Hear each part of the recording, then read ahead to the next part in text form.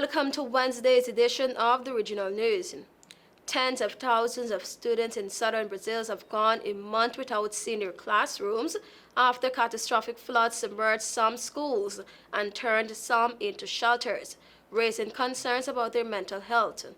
Rains that started in late April have swollen several rivers and lakes in Brazil's southernmost state of Rio Grande to record highs, causing floods that killed at least 169 people and left more than 58,000 displaced, according to a state official.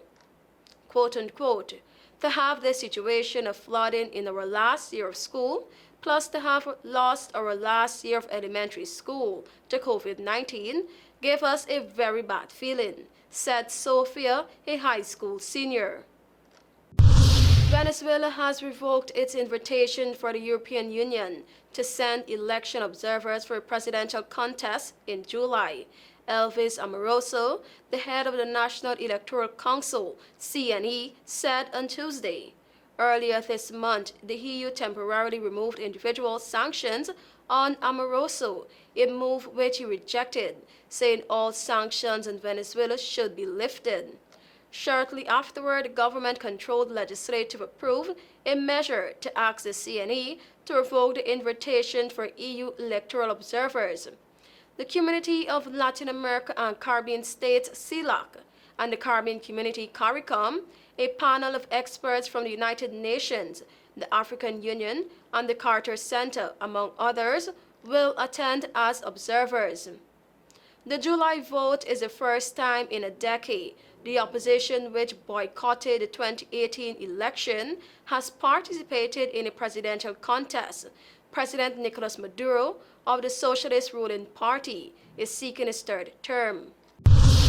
Haiti's Transition Council on Tuesday tapped former Prime Minister Gary Connelly, who briefly led the country over a decade ago, to return to the role as the Caribbean nation works to restore stability and take back control from violent gangs.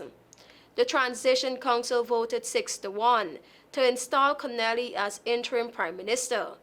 Connelly's extensive resume in development, working largely with the United Nations, is considered key to shoring up the international support as Haiti prepares to launch a UN-backed security mission led by Kenya through its deployment, has faced hurdles.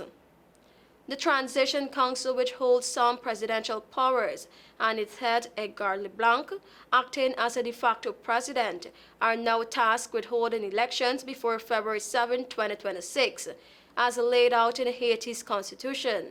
Connelly's naming underscores progress in Haiti's political process and follows Prime Minister Ariel Henry's resignation in March after he left Haiti to seek support for the Kenyan security mission and was unable to re-enter the country.